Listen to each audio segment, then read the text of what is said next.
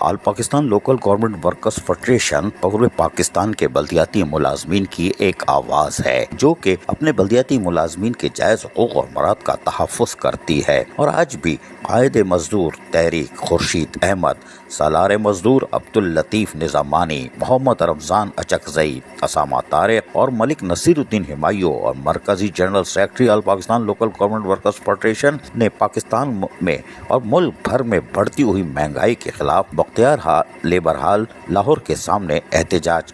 کیا، اور اس موقع پر تمام مقررین کا کہنا تھا کہ مہنگائی اپنے آسمان تک پہنچ چکی ہے، اور یقینی طور پر بلدیاتی ملازمین جن کی تنخواہیں کم ہوتی ہیں، چاہے وہ کراچی کے ہوں، حیدرآباد کے ہوں، مانچنڈ کے ہوں، لڑکانہ، گھوٹکی یا فیصل آباد یا کے پی کے یا بلوچستان یا پنجاب کے، اوکاڑا کے، گھوٹ کے، لیکن ہر طرف سے بلدیاتی ملازمین ہمارے پریشان ہیں، اس لیے کہ مہنگائی کا جن قابو میں نہیں آ رہا، حکومتیں ناکام ہو چکی ہیں اور وہ مہنگائی کے جن کو قابو میں کر نہیں سکتی، اور مزید مہنگائی پر مہنگائی ہو رہی ہے۔ اس موقع پر شدید نعرے بازی بھی کی گئی، ہم سنواتے ہیں، سنیے ذرا انہی کی زبانی۔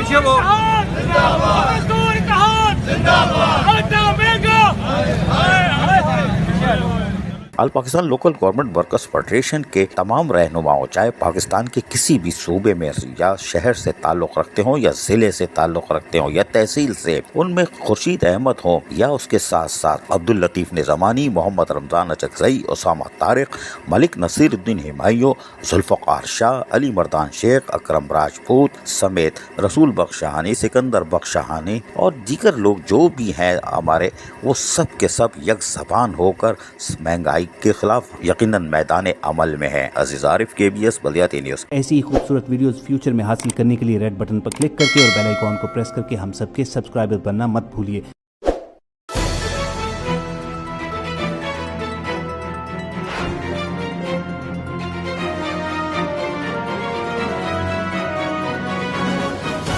KBS بلدیاتی نیوز۔